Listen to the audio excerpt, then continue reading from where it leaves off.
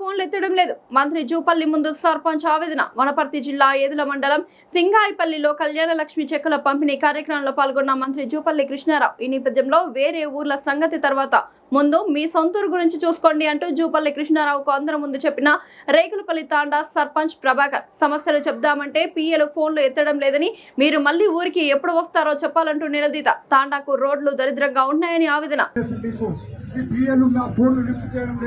అప్పుడు నేను కార్యకర్త మాత్రం ఈ రోజు నేను ఒక సర్పంచ్ గ్రామానికి అంటే 1500 మంది జనాభాకు సర్పంచ్ అయితే మీరు వాస్తవంగా ఫోన్లు వాళ్ళ దగ్గర పెడతారు.